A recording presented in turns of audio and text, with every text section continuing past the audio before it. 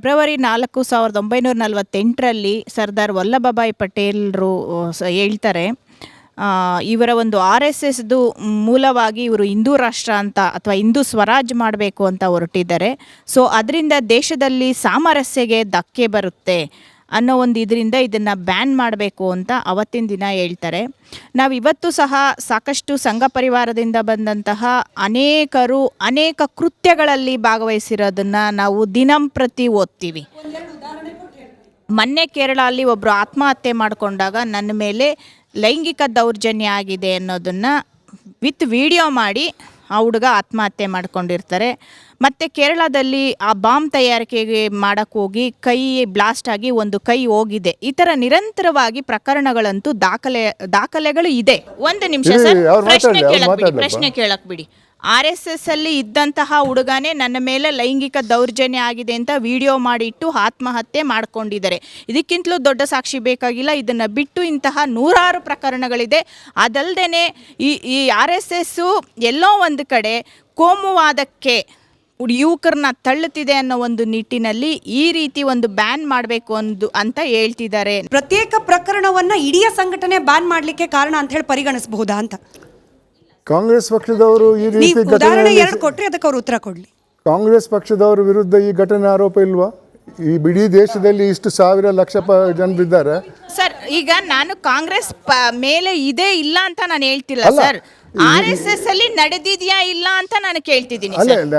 RSS ಪ್ರಶ್ನೆ ಆಗಿರೋದ್ರಿಂದ RSS ಮೇಲೆ ಈಗ ಇದೆ ಅಂತ ಆರೋಪ ಇದೆ, ಅದರಿಂದಾಗಿ ಅದನ್ನು ಬ್ಯಾನ್ ಮಾಡಿ ಅನ್ನುವ ವಾದ ಆದರೆ ಕಾಂಗ್ರೆಸ್ನವರ ಮೇಲೆ ಕೂಡ ವಾದ ಮಾಡಬಹುದು. ಆವಾಗ ಕಾಂಗ್ರೆಸ್ ಅನ್ನು ಬ್ಯಾನ್ ಮಾಡಬೇಕಲ್ಲ. ಒಂದು ನಿಮಿಷ ಮೇಡಮ್.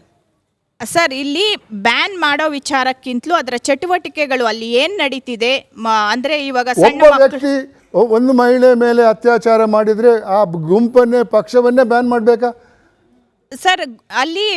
ಅಲ್ಲಿ ಹೇಳಿರೋದು ಏನಂದರೆ ಸರ್ಕಾರಿ ಜಾಗಗಳಲ್ಲಿ ಬ್ಯಾನ್ ಮಾಡೋದು ಎರಡನೇ ವಿಚಾರವಾಗಿ ಬಂತು. ಮೊದಲನೇ ವಿಚಾರವಾಗಿ ಬಂದಿದ್ದು ಸರ್ಕಾರಿ ಸ್ಥಳಗಳಲ್ಲಿ ಉಪಯೋಗಿಸ್ಕೋಬಾರ್ದು. ಸಣ್ಣ ಮಕ್ಕಳನ್ನು ಯುವಕರನ್ನು ಈ ಕೋಮುವಾದಕ್ಕೆ ನೂಕ್ತಾ ಇದ್ದಾರೆ. ಎಲ್ಲೋ ಒಂದು ಕಡೆ ಪ್ರಚೋದನೆ ನಡೀತಿದೆ. ನೀವು ಸಾಕಷ್ಟು ಸರ್ ಕರಾವಳಿ ಭಾಗಗಳಲ್ಲಿ ಎಣಗಳು ಬೀಳುತ್ತೆ, ಸಾಕ್ಷಿಯಾಗಿದೆ ನಮ್ಮ ಮುಂದೆ, ನಮ್ಮ ಕಣ್ಣು ಮುಂದೆ ಇದೆ. ಅದೇ ಸಂಘ ಪರಿವಾರದಲ್ಲಿ ಇದ್ದಂತಹ ಹುಡುಗರು ಎಣಗಳನ್ನೇ ಬೀಳಿಸ್ತಾರೆ. ಅದು ಬಡವರ ಮಕ್ಕಳಾಗಿರುತ್ತೆ. ಅದನ್ನೇ ಪ್ರಿಯಾಂಕ್ ಖರ್ಗೆ ಅವರು ತಮ್ಮ ಟ್ವೀಟ್ ನಲ್ಲೂ ಸಹ ಮೆನ್ಷನ್ ಮಾಡಿದ್ದಾರೆ. ಈಗ ರಾಜಕಾರಣಿಗಳು, ಅದರಲ್ಲೂ ಬಿಜೆಪಿಯ ರಾಜಕಾರಣಿಗಳ ಮಕ್ಕಳು RSS ನಲ್ಲಿ ಇಲ್ಲ ಅನ್ನೋ ಆರೋಪಕ್ಕೆ ಇವತ್ತು ಇಡೀ ಟ್ವಿಟರ್ ಅಕೌಂಟ್ ಅಲ್ಲಿ ಸಿಟಿ ರವಿ ಅವ್ರ ಮಕ್ಕಳು, ಅಶೋಕ್ ಅವ್ರ ಮಕ್ಕಳು, ಅದು ಬಿಟ್ಟು ನೀವು ಕೇಳಿದ ಪ್ರಶ್ನೆಯಲ್ಲಿ ಆಯ್ತು ಮೇಡಮ್, ನೀವು ಕೇಳಿದ ಪ್ರಶ್ನೆಯಲ್ಲಿ ಒಂದು ಪ್ರಶ್ನೆ ನಾನು ಸರ್ನ ಕೇಳಿದೆ. ಒಂದು ಪ್ರತ್ಯೇಕ ಪ್ರಕರಣ ಅಥವಾ 10 ಪ್ರತ್ಯೇಕ ಪ್ರಕರಣಗಳಲ್ಲಿ RSS ನವರು ಅಥವಾ ಯಾವುದೇ ಬೇರೆ ಸಂಘಟನೆಯ ಸದಸ್ಯರು ಭಾಗಿಯಾಗಿದ್ದಾರೆ ಅನ್ನೋ ಕಾರಣಕ್ಕೆ ಒಂದು ಇಡೀ ಸಂಘಟನೆಯನ್ನ ಬ್ಯಾನ್ ಮಾಡಲಿಕ್ಕೆ ಕಾನೂನಾತ್ಮಕವಾಗಿ ಅವಕಾಶ ಇದೆಯಾ ಅಂತ ನನ್ನ ಅನಿಸಿಕೆಯಲ್ಲಿ ಈ ಒಂದು ಘಟನೆಯಲ್ಲಿ ಆದದ್ದು ಸತ್ಯವಾಗಿದ್ದರೂ ಕೂಡ ಇದಕ್ಕೂ ಸಂಘಟನೆಗೂ ಯಾವ ಸಂಬಂಧನೂ ಇಲ್ಲ. ಅದು ವೈಯಕ್ತಿಕ ವಿಚಾರ. ಒಂದು ವಿಚಾರ ಹೇಳ್ತೇನೆ ನಾನು. ಇತ್ತೀಚೆಗೆ ಒಂದು ಪೇಪರಲ್ಲಿ ನ್ಯೂಸ್ ಬಂದಿತ್ತು, ನನ್ನ ಫೋನಲ್ಲಿ ನಾನು ಅದರ ಎಕ್ಸ್ಟ್ರಾಕ್ಟ್ ತೆಗೆದುಕೊಂಡು ಇಟ್ಟಿದ್ದೇನೆ. ಪಾರ್ಲಿಮೆಂಟಲ್ಲಿ 543 ಸದಸ್ಯರಿದ್ದಂಥ ಲೋಕಸಭೆಯಲ್ಲಿ ಸುಮಾರು 230 ಜನರ ವಿರುದ್ಧ ಭಾಳ ಸೀರಿಯಸ್ ಕ್ರಿಮಿನಲ್ ಕೇಸಸ್ ಪೆಂಡಿಂಗ್ ಇದೆ. ಅಂದರೆ ಆಗ ಎಲ್ಲ ಪಾರ್ಟಿಗಳನ್ನು ಬ್ಯಾನ್ ಮಾಡಬೇಕಲ್ಲ, ಮತ್ತೇನು ಉಳೀತು ಪ್ರಜಾಪ್ರಭುತ್ವದಲ್ಲಿ? ಆದ್ದರಿಂದ ಒಬ್ಬ ವ್ಯಕ್ತಿಯ ಘಟನೆ ಇನ್ವಾಲ್ವ್ಮೆಂಟಿಂದ ಸಂಘಟನೆಗೆ ಅದು ತಲುಪಲ್ಲ. ಸಂಘಟನೆಯಲ್ಲಿ ಏನಾದರೂ ಒಂದು ಚರ್ಚೆ ನಡೀತದೆ, ನಾವು ಎಲ್ಲ ಹೆಂಗಸರ ಮೇಲೆ ಅತ್ಯಾಚಾರವನ್ನು ಮಾಡಬೇಕು ಅನ್ನೋ ರೆಸೊಲ್ಯೂಷನ್ ಏನಾದರೂ ಪಾಸ್ ಮಾಡಿದರೆ ಆ ಸಂಘಟನೆಯನ್ನು ಬ್ಯಾನ್ ಮಾಡಬೇಕು. ಇದು ಯಾರೋ ಒಬ್ಬ ವ್ಯಕ್ತಿ ವೈಯಕ್ತಿಕ ಇದಕ್ಕೆ ಲಾಭಕ್ಕೆ ಏನಕ್ಕಾಗಿ ಅವನು ತಪ್ಪು ಮಾಡ್ತಾನೆ, ಅವನ ಮೇಲೆ ಕೇಸ್ ಆಗ್ತದೆ. ಅದರಿಂದ ಸಂಘಟನೆಯಲ್ಲಿ ಆಗಲ್ಲ. ಅದೇ ರೀತಿ ಒಂದು ಕುಟುಂಬದಲ್ಲಿ ಒಬ್ಬ ವ್ಯಕ್ತಿ ಇಂಥ ತಪ್ಪು ಮಾಡಿದರೆ ಆ ಕುಟುಂಬವನ್ನೇ ನಾವು ಬಹಿಷ್ಕರಿಸಬೇಕೆ? ಇದು ಸಾಧ್ಯವಿಲ್ಲ. ಅದು ಇಂಥ ತಪ್ಪುಗಳಿಗೆ ಆ ವ್ಯಕ್ತಿ ಮಾತ್ರ ಕಾರಣ, ಆ ವ್ಯಕ್ತಿಗೆ ಮಾತ್ರ ಶಿಕ್ಷೆ ಆಗಬೇಕು ಹೊರತು ಮಿಕ್ಕಿದವರಿಗೆ ಆಗಲ್ಲ. ಅವರ ಸಲಹೆ ಅಥವಾ ಸಪೋರ್ಟ್ ಇದ್ದರೆ ಆ ಘಟನೆಯಲ್ಲಿ ಅವರಿಗಾಗಬೇಕು, ಅದು ಬೇರೆ ವಿಚಾರ. ಇದು ವೈಯಕ್ತಿಕವಾಗಿ ಒಬ್ಬ ವ್ಯಕ್ತಿ ಮಾಡಿದಂಥ ತಪ್ಪು. ಆ ತಪ್ಪಿಗೆ ಶಿಕ್ಷೆ ಕೋರ್ಟ್ನವ್ರು ಕೊಡ್ತಾರೆ. ಅದಕ್ಕೆ ಮಿಕ್ಕಿದವರಿಗೆ ಈ ಸಂಘಟನೆಗೆ ಆದರೆ ಅದರ ಮೇಲೆ ಆರೋಪ ಬರೋದು ಸರಿಯಲ್ಲ. ಸಂವಿಧಾನದ ಅಡಿಯಲ್ಲಿ ಯಾವುದೇ ಸಂಘಟನೆಗಳು ಮಾಡ್ಬೋದು. ಅದ್ರ ಇಂಥ ನೆನ್ನೆ ಸ್ಟೇಟ್ಮೆಂಟ್ ಕೊಟ್ಟಿದ್ದೀರಾ. ನಾನು ಹೇಳ್ತೀನಿ, ಕಾಂಗ್ರೆಸ್ ಸರ್ಕಾರ ತನ್ನ ವೈಫಲ್ಯತೆಗಳನ್ನು ಮುಚ್ಚುವ ಸಲುವಾಗಿ ನೋಡಿ, ಬೇರೆ ಧರ್ಮದವರು ಓಪನ್ ಆಗಿ ಪ್ಯಾಲೆಸ್ತೈನ್ ಜಿಂದಾಬಾದ್ ಅಂತ ಹೇಳ್ತಾರೆ. ಎಷ್ಟೋ ಚಟುವಟಿಕೆಗಳು ನಡೀತಿದ್ರು ಕೂಡ ಅವ್ರ ವಿರುದ್ಧ ಯಾವುದೇ ಆ್ಯಕ್ಷನ್ನು ತೆಗೆದುಕೊಳ್ಳದೆ RSS ಸಮಾಜಮುಖಿ ಕೆಲಸ ಮಾಡ್ತಾ ಇದೆ. ಪ್ರತಿ ಹಂತದಲ್ಲೂ RSS ಎಲ್ಲೂ ಕೂಡ ಅವ್ರ ಬಗ್ಗೆ ಒಂದು ಬೆರಡು ತೋರಿಸುವಂಥ ಕೆಲಸಗಳು ಆಗ್ತಾ ಇಲ್ಲ. ಇದು ಆ 100ನೇ ವರ್ಷದ ಪಥಸಂಚಲನದ ಎಫೆಕ್ಟು. ಇವರು ಪ್ಯಾಲೆಸ್ಟೈನ್ ಜಿಂದಾಬಾದ್ ವಿಚಾರವನ್ನ ಪ್ರಸ್ತಾಪ ಮಾಡಿದ್ರಿಂದ ಇದನ್ನು ಕೂಡ ಮಾತಾಡ್ತಿದ್ದಾರೆ. ಅಂದ್ರೆ ಪಾಕಿಸ್ತಾನ್ ಪರವಾಗಿ ಘೋಷಣೆ ಕೂಗೋರ್ ವಿರುದ್ಧ ತಕ್ಷಣ ಕ್ರಮ ಕೈಗೊಳ್ಳಲ್ಲ, ಪ್ಯಾಲೆಸ್ಟೈನ್ ಪರವಾಗಿ ಘೋಷಣೆಗಳನ್ನ ಕೂಗೋರ್ ಪರವಾಗಿ ಕ್ರಮ ಕೈಗೊಳ್ಳಲ್ಲ, ನಮಾಜ್ ಮಾಡ್ತೀವಿ ಅಂತ ಹೇಳಿ ಮೈದಾನಗಳಲ್ಲಿ ಪರ್ಮಿಷನ್ ತಗೊಳ್ದಲ್ಲೇ ಇಡೀ ಮೈದಾನವನ್ನ ಆಕ್ಯುಪೈ ಮಾಡ್ತಾರೆ, ಅದಕ್ಕೆ ಅನುಮತಿ ಕೊಡ್ತಾರೆ. ಕ್ಯಾರ್ ಮಾರ್ಕೆಟ್ ಉದಾಹರಣೆ ಕೊಟ್ಟು ಹೇಳ್ತಾರೆ, 1 ಕಿಲೋಮೀಟರ್ ವ್ಯಾಪ್ತಿಯಲ್ಲಿ ಪ್ರತಿ ಶುಕ್ರವಾರ ಬಂದ್ ಆಗುತ್ತೆ ರಸ್ತೆ ಸಂಚಾರ, ಇದಕ್ಕೆ ಅನುಮತಿ ಇದೆ. ಆದರೆ RSS ಮೇಲೆ ಮಾತ್ರ ಇದು ಡೆಲಿಬ್ರೇಟ್ ಆಗಿ ಆಕ್ಷನ್ ತಗೊಳ್ಳೋ ರೀತಿಯಲ್ಲಿ ಆಗ್ತಿದೆ ಅಂತ ಹೇಳಿ ನಾವು ಹಿಂಗೆ ಕಂಪೇರ್ ಮಾಡ್ಬೋದಾ ಸರ್ ರಿಲಿಜಿಯಸ್ ಆಕ್ಟಿವಿಟಿ? ನನ್ನ ಅನಿಸಿಕೆಯಲ್ಲಿ ಇಂಥ ಒಂದು ಪರ್ಮಿಷನು ಒಂದು ಗುಂಪಿಗೆ ಕೊಡುವುದಿದ್ರೆ ಅದು ಎಲ್ಲರಿಗೂ ಕೊಡಬೇಕು, ಇಲ್ಲದೇ ಇದ್ದರೆ ಎಲ್ಲರಿಗೂ ನಿರ್ಬಂಧ ಮಾಡಬೇಕು. ಅವರು ಮಾಡಬಾರ್ದು, ನೀವು ಮಾಡಬಾರ್ದು. ಸರ್ಕಾರಿ ಪ್ರಾಪರ್ಟಿ ಮೇಲೆ ನಿಮಗೇನು ಅಧಿಕಾರ ಇಲ್ಲ, ಅದರ ದುರ್ಬಳಕೆ ಆಗಬಾರ್ದು, ಅದರ ಬಳಕೆನೇ ಆಗಬಾರ್ದು ಅಂತ ಅದೇನು ನಿರ್ಧಾರಕ್ಕೆ ಬಂದರೆ ಅದು ಸರ್ಕಾರಕ್ಕೆ ಬಿಟ್ಟದ್ದು. Unless it is emergency situation ಅಥವಾ ಆ ಜಾಗ ಬಿಟ್ಟು ಬೇರೆ ಜಾಗ ಇಲ್ಲದೇ ಇದ್ದರೆ ಅಲ್ಲೇ ಮಾಡಬೇಕಾಗ್ತದೆ. ಅಂಥ ಸಿಚುವೇಶನ್ ಇಲ್ಲದೇ ಇದ್ದರೆ ಸರ್ಕಾರ ಹೇಳ್ಬೋದು ಎಲ್ಲರಿಗೂ ನಿರ್ಬಂಧ ಹಾಕ್ತೇವೆ ನಾವು, ನಿಮ್ಗೆ ಮಾತ್ರ ಅಲ್ಲ, ಅಲ್ಲದ್ರೆ ಎಲ್ಲರಿಗೂ ಫ್ರೀಯಾಗಿ ಬಿಡ್ತೇವೆ ಅಂತ ಹೇಳಬೇಕು. ತಾವು ಒಂದು ಕಾಲದಲ್ಲಿ ಮಠ ಹಾಕಿದಿರಿ, ತಾವು ಯಾರು ನೀವೇನು ಪಕ್ಷ ನೋಡಿಲ್ಲ, ಜಾತಿ ನೋಡಿಲ್ಲ, ಏನು ನೋಡಿಲ್ಲ, ಮಠ ಹಾಕಿದ್ದೀರಿ. ಆದರೆ ಈಗ ನ್ಯಾಯಯುತವಾಗಿ ಮಾತಾಡಿದಾಗ, ಅವ್ರ ಪರವಾಗಿ ಮಾತಾಡಿದಾಗ ನಿಮ್ಮ ಅಟ್ಟಕ್ಕೇರಿಸ್ತಾರೆ, ಸ್ವಲ್ಪ ವಿರುದ್ಧವಾಗಿ ಮಾತಾಡಿದಾಗ ಕೆಳಕಾಗ್ತಾರೆ. ಇದೆಂಥ ಅನ್ಯಾಯ ಸರ್? ಇದ್ರ ಬಗ್ಗೆ ತಾವು ದಯವಿಟ್ಟು ಇರಬೇಕು ಅಂತ ಪ್ರಾರ್ಥಿಸ್ತೀನಿ ಸರ್. ನಾನು ಯಾವ ರಾಜಕೀಯ ಪಕ್ಷಕ್ಕೂ ಸೇರಿದವನಲ್ಲ, ಯಾವ ಪಕ್ಷದ ಸದಸ್ಯನೂ ಅಲ್ಲ. ನಾನು ಮತ ಹಾಕುವಾಗ ಪಕ್ಷ ನೋಡಿ ಮತ ಹಾಕಲ್ಲ, ಅಭ್ಯರ್ಥಿ ನೋಡಿ ಮತ ಹಾಕ್ತೇನೆ. ಯಾರೂ ಇಲ್ಲದೇ ಇದ್ದರೆ ನೋಟ ಅಂತ ಒಂದಿದೆ, ಅದಕ್ಕೆ ಹಾಕ್ತೇನೆ. ನಾನು ಈ ಮಾತನ್ನು ಸಮರ್ಥಿಸೋಕ್ಕಾಗಿ ಒಂದು ವಿಚಾರ ಹೇಳ್ತೇನೆ. ನಾನು ಲೋಕಾಯುಕ್ತನಾಗಿದ್ದಾಗ 3 ಮುಖ್ಯಮಂತ್ರಿಗಳ ವಿರುದ್ಧ ವರದಿ ಕೊಟ್ಟಿದ್ದೆ. ಕಾಂಗ್ರೆಸ್ನವರು, JDSನವರು, BJPಯವರು. RSS BJPಗೆ ಸೇರಿದ್ದು. ಅವರು ಮುಖ್ಯಮಂತ್ರಿಗಳನ್ನ ಜೈಲಿಗೆ ಕೂಡ ಹೋಗಿದ್ರು ಅವರು. ಆದ್ದರಿಂದ ನಾನು RSS ಪ್ರೋ ಅಂತ ಹೇಳೋಕ್ಕೆ ಯಾರಿಂದಲೂ ಇದಿಲ್ಲ. ಆದರೆ ಅವರ ಕಾರಣಕ್ಕಾಗಿ ಹೇಳ್ಬೋದು ಯಾವ ಪಕ್ಷಕ್ಕೆ ಸೇರಿದವನಂತ. ನಾನು RSS ಪರವಾಗಿ ಮಾತಾಡಿದರೆ ಅದು ಸಂವಿಧಾನದ ಹಿನ್ನೆಲೆಯಲ್ಲಿ. ನಾಳೆ ಕಾಂಗ್ರೆಸ್ನವರಿಗೆ BJPಯವರು ಇಂಥ ಒಂದು ಅನ್ಯಾಯ ಮಾಡಿದರೆ ಕಾಂಗ್ರೆಸ್ನವ್ರಿಗೆ ನಾನು ಸಪೋರ್ಟ್ ಮಾಡ್ತೇನೆ. ನಾನು ಕಾನೂನನ್ನು ಸಪೋರ್ಟ್ ಮಾಡುವುದು ಹೊರತು ಪಕ್ಷಗಳನ್ನಲ್ಲ, ವ್ಯಕ್ತಿಗಳನ್ನಲ್ಲ. ನಾನು RSS ಮ್ಯಾನ್ ಆದರೆ BJPಯ ಮುಖ್ಯಮಂತ್ರಿ ಜೈಲಿಗೆ ಹೋಗ್ತಾ ಇರಲಿಲ್ಲ. ಆವಾಗ ಚಪ್ಪಾಳೆ ಹೊಡೆದ್ರು. ಆದರೆ ಕಾಂಗ್ರೆಸ್ನವರನ್ನು ವಿರುದ್ಧ ಹಾಕಿದ್ದೇನೆ, ನಾನು ಚಾರ್ಜ್ ಶೀಟ್ ನಾನು ಹಾಕಿಸಿದ್ದೇನೆ. ಆದರೆ ಇವತ್ತು RSS ದೇಶವ್ಯಾಪಿಯಾಗಿ 56,000 ಶಾಖೆಗಳನ್ನು ಹೊಂದಿದೆ. ಅಕೌಂಟಬಿಲಿಟಿ ಅಂತ ನೋಡಿದ್ರೆ ಒಂದು ದೊಡ್ಡ ಶ್ರೀಮಂತ ಸಂಸ್ಥೆಯಾಗಿ ಬೆಳೆದಿದೆ ಇವತ್ತಿನ ದಿವಸ. ಅಂದರೆ ಇವತ್ತಿನ ದಿವಸ ಅದಕ್ಕೆ ಫಾರಿನ್ ಫಂಡ್ಸ್ ಬರ್ತಾ ಇದೆಯಾ ಇಲ್ವಾ, ಬಂದರೆ ಎಷ್ಟು ಬರ್ತಿದೆ, ಆ ಅಕೌಂಟಬಿಲಿಟಿ ಅನ್ನೋದು ಬೇಡವಾ ಸರ್ ಸಂವಿಧಾನಬದ್ಧವಾಗಿ? ನಿನ್ನೆ ಇದೇ ಮಹಾಭಾರತ ಕಾರ್ಯಕ್ರಮದಲ್ಲಿ RSSನ ಮುಖ್ಯಸ್ಥರೇ ಇಲ್ಲಿದ್ದಾಗ ಅವ್ರು ಹೇಳಿದ್ರು, ನಮ್ಮ ಪ್ರತಿಯೊಂದು ರೂಪಾಯಿ ಕೂಡ ಖರ್ಚು ವೆಚ್ಚಗಳು ಪ್ರತಿ ವರ್ಷ ಬೇರೆ ಯಾವುದೇ ಸಂಘ ಸಂಸ್ಥೆಗಳಲ್ಲಾದಂತೆ ನಮ್ಮಲ್ಲೂ ಆಡಿಟ್ ಆಗುತ್ತೆ, ಪ್ರತಿಯೊಂದರ ಖರ್ಚು ವೆಚ್ಚದ ಟ್ರಾನ್ಸ್ಪರೆನ್ಸಿ ನಾವು ಮೇಂಟೈನ್ ಮಾಡಿದ್ದೀವಿ ಅಂತ ಅವ್ರು ಹೇಳಿದ್ರು. ಮುಂದಿನ ಭಾಗ ನನಗೆ ಇದರ ಮಾಹಿತಿ ಇಲ್ಲ, ಆದರೆ ಇಷ್ಟು ಮಾತ್ರ ಹೇಳಬಲ್ಲೆ. ಕಾಂಟ್ರಿಬ್ಯೂಷನ್ ಮಾಡುವುದು ಒಬ್ಬ ವ್ಯಕ್ತಿಯ ವೈಯಕ್ತಿಕ ವಿಚಾರ. ಕಾಂಟ್ರಿಬ್ಯೂಷನ್ ಮಾಡುವುದು ಇದು ಭಾರತದ ಪ್ರಜೆಗಳೇ ಅಥವಾ RSSಗೆ ಸೇರಿದಂಥ ಸಂಬಂಧಪಟ್ಟಂಥ ವ್ಯಕ್ತಿಗಳಿಗೆ ಹಣ ಕೊಟ್ಟಿದ್ರೆ ಆಡಿಟಲ್ಲಿ ಗೊತ್ತಾಗ್ತದಲ್ಲ. ಪರದೇಶದಿಂದ ಹಣ ಬರುವುದಿದ್ರೆ ಆಡಿಟಲ್ಲಿ ಗೊತ್ತಾಗ್ತದಲ್ಲ. ಹಲವಾರು ಸಂಸ್ಥೆಗಳು RSSಗೆ BJPಗೆ ವಿರುದ್ಧವಾದಂಥ ಸಂಸ್ಥೆಗಳಿಂದ ಆಡಳಿತ ಪಕ್ಷಕ್ಕೆ ಹಣ ಬರುವುದರ ಆರೋಪಗಳಿವೆ. ಸೋರೋಸ್ ಅಂತ ಒಬ್ಬ ಕೋಟ್ಯಾಧೀಶ ಅಮೆರಿಕದಿಂದ ಹಣ ಕೊಡ್ತಾ ಇದ್ದಾನೆ. ಆತನ ಭಾವನೆಗಳು ಭಾರತದ ಸಂವಿಧಾನದ ವಿರುದ್ಧವಾಗಿದೆ ಅಂತ ಭಾಳ ಆರೋಪಗಳಿವೆ. ಅದರಿಂದ ಇದರ ಬಗ್ಗೆ ನನಗೆ ಮಾಹಿತಿ ಇಲ್ಲ. ಅಂಥ ಒಂದು ವಿಚಾರಗಳಿದ್ದರೆ ಅದರ ಬಗ್ಗೆ ವಿಚಾರಣೆ ನಡೀಬೇಕು.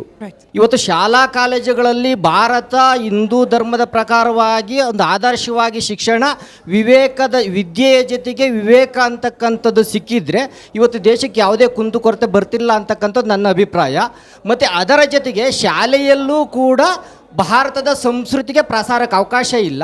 ಸಂಘಟನೆಗಳಲ್ಲೂ ಕೂಡ ಆ ವ್ಯಕ್ತಿಗಳ ಒಂದು ವ್ಯಕ್ತಿತ್ವವನ್ನು ನಿರ್ಮಾಣ ಮಾಡೋಕ್ಕಂಥ ಸಂಘಟನೆಗಳಿಗೂ ವಿರೋಧ ಆದರೆ, ಹಾಗಾದರೆ ಮುಂದಿನ ಸ್ಥಿತಿ ಭಾರತದ ಸಂಸ್ಕೃತಿಯನ್ನು ಯಾವ ರೀತಿ ಎಲ್ಲಿ ಪ್ರಸಾರ ಮಾಡೋದು, ಹೇಗೆ ಭಾರತವನ್ನು ಉಳಿಸ್ಕೊಳ್ಳಿಕ್ಕೆ ಸಾಧ್ಯ ಅಂತಕ್ಕಂಥದ್ದು ತಮ್ಮ ಅಭಿಪ್ರಾಯವನ್ನು ತಿಳಿಸ್ಬೇಕು ಗುರುಗಳೇ. ನನ್ನ ಅನಿಸಿಕೆಯಲ್ಲಿ 1947ರಲ್ಲಿ ಭಾರತ ಮತ್ತು ಪಾಕಿಸ್ತಾನದ ವಿಭಜನೆ ಆದಾಗ ಭಾರತ ದೇಶ ಇದು ಬರೀ ಹಿಂದೂ ದೇಶ, ಇಲ್ಲಿ ಇತರ ಧರ್ಮಗಳಿಗೆ ಜಾಗ ಇಲ್ಲ ಅಂತ ಹೇಳಲಿಲ್ಲ. ಅದರಿಂದ ಇತರ ಧರ್ಮಗಳು ಕೂಡ ಬಂದಿವೆ. ತದನಂತರ ನಮ್ಮ ಸಂವಿಧಾನ ಬಂದಾಗಲೂ ಕೂಡ ಹಿಂದೂ ಧರ್ಮವೇ ಈ ದೇಶದ ಮೂಲ ಧರ್ಮ ಅಂತ ಎಲ್ಲೂ ಹೇಳಲಿಲ್ಲ. ಆದ್ದರಿಂದ ಪ್ರತಿಯೊಬ್ಬರಿಗೂ ಸರಿಸಮಾನವಾದ ಹಕ್ಕು ಪ್ರತಿ ಧರ್ಮಕ್ಕೂ ಇದೆ ಈ ದೇಶದಲ್ಲಿ. ಸೆಕ್ಯುಲರಿಸಮ್ ಅಂತ ನಾವು ಬಳಸ್ಕೊಂಡಿದ್ದೇವೆ ಭಾಳ ಲೇಟಾಗಿ. ಆದ್ದರಿಂದ ಎಲ್ಲ ಧರ್ಮಗಳಿಗೂ ಇಲ್ಲಿ ಜಾಗ ಇದೆ. ಅದರಿಂದಾಗಿ ಒಂದೇ ಧರ್ಮ ಈ ದೇಶದಲ್ಲಿ ಅಂತ ಹೇಳೋಕ್ಕೆ ಬಹಳ ಸಂವಿಧಾನಕ್ಕೆ ವಿರುದ್ಧವಾದದ್ದು. RSSನ ಈಗ ಸದ್ಯಕ್ಕೆ ಸಡನ್ನಾಗಿ ಬ್ಯಾನ್ ಮಾಡುವಂಥ ಆಲೋಚನೆ ಬಂದಿದೆ. RSS ಕಡೆಯಿಂದ ಆಗಿರೋ ಒಳ್ಳೆ ಕಾರ್ಯಗಳನ್ನು ಏನೇ ಪ್ರಾಬ್ಲಮ್ ಆದರೂ, ಏನೇ ಒಂದು ಸಂಕಷ್ಟ ಬಂತಂದರೂ ಫಸ್ಟ್ ಹೋಗೋದು RSS ತಂಡ. ಸೊ RSS ತಂಡ ಮಾಡೋ ಅಷ್ಟು ಒಳ್ಳೆ ಕೆಲಸಗಳನ್ನು ಇವ್ರು ಯಾಕೆ ಪರಿಗಣಿಸಲ್ಲ? ಇದು ಒಂದು ರಾಜಕೀಯ ವಿಚಾರ, ಪೊಲಿಟಿಕಲ್ ಇಶ್ಯೂ ಆಗಿದೆ.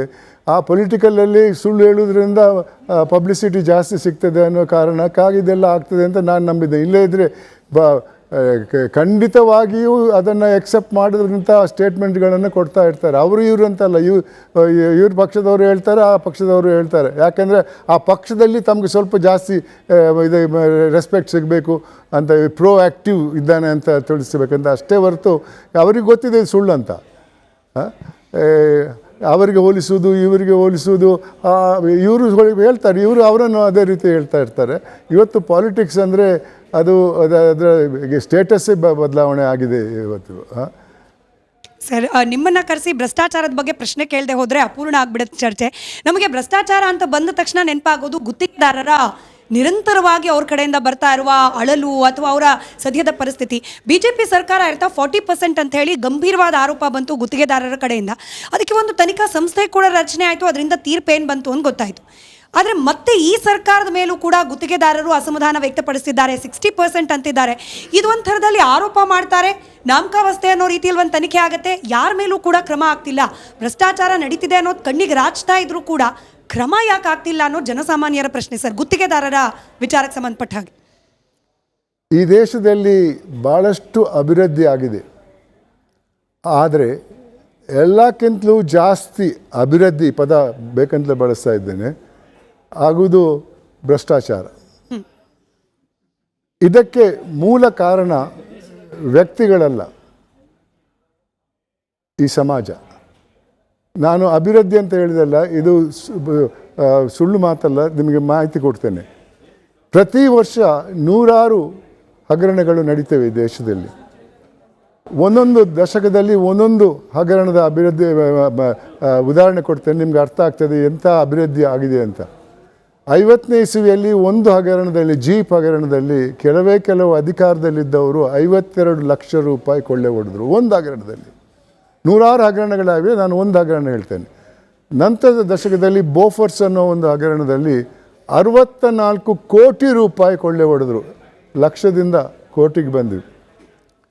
ನಂತರದ ದಶಕದಲ್ಲಿ ಕಾಮನ್ವೆಲ್ತ್ ಗೇಮ್ಸ್ ಅನ್ನೋ ಒಂದು ಹಗರಣದಲ್ಲಿ 70,000 ಕೋಟಿ ರೂಪಾಯಿ ಒಂದು ಹಗರಣದಲ್ಲಿ. ತದನಂತರ 2G ಅನ್ನೋ ಒಂದು ಹಗರಣದಲ್ಲಿ 1,76,000 ಕೋಟಿ ರೂಪಾಯಿ.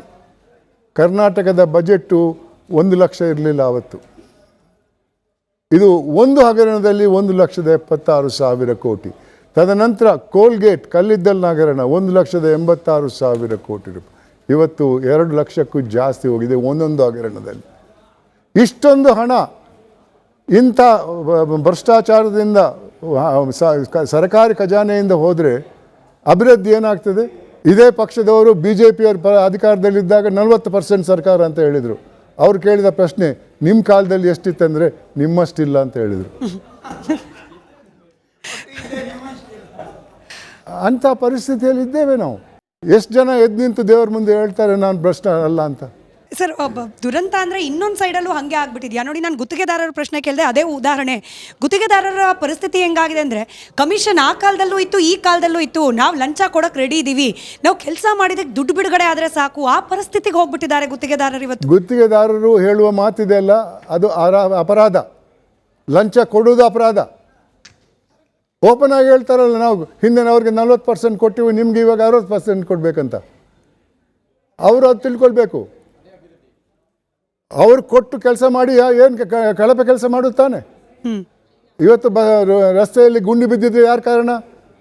ಮೂಲ ಕಾರಣ ಆ ಕಾಂಟ್ರಾಕ್ಟರು. ಬಟ್ ಭ್ರಷ್ಟಾಚಾರ ನಡೀತಿರೋದು ಕೇವಲ ಅಧಿಕಾರಿಗಳ ಮಟ್ಟದಲ್ಲಿ ಅಂತ ಹೇಳಿ ಅನೇಕ ನಾನು ಮಾತಾಡ್ತೀನಿ ಯಾವ್ಯಾವ ಪ್ರಕರಣ ಅಂತೇಳಿ. ಬಟ್ ಇಂಥದ್ದೊಂದು ಸ್ಟ್ಯಾಂಡರ್ಡ್ ಉತ್ತರ ಎಲ್ಲ ರಾಜಕಾರಣಿಗಳಿಂದ ಬಂದ್ಬಿಡುತ್ತೆ. ಯಾವುದಾದ್ರೂ ಇಲಾಖೆಯನ್ನು ಗುರುತು ಮಾಡಿ ಇಲ್ಲಿ ಭ್ರಷ್ಟಾಚಾರ ಅಂದರೆ ಅಲ್ಲಿನ ಅಧಿಕಾರಿಗಳು, ಸಂಬಂಧಪಟ್ಟ ಇಲಾಖೆಯ ಸಚಿವರಿಗೂ ಗೊತ್ತಿಲ್ಲ, ಸರ್ಕಾರಕ್ಕೂ ಗೊತ್ತಿಲ್ಲ ಅನ್ನೋ ರೀತಿಯಲ್ಲಿ. ಅಂದರೆ ಕೇವಲ ಭ್ರಷ್ಟಾಚಾರ ಅಧಿಕಾರಿಗಳ ಮಟ್ಟದಲ್ಲಿ ಮಾತ್ರ ನಡೀಲಿಕ್ಕೆ ಸಾಧ್ಯ ಇದೆ. ಇವತ್ತು ಅಧಿಕಾರಿಗಳು ಆರ್ ಓನ್ಲಿ ಕಾಂಡ್ಯೂಟ್ಸ್ ಅಂತೇವೆ, ಪೈಪು.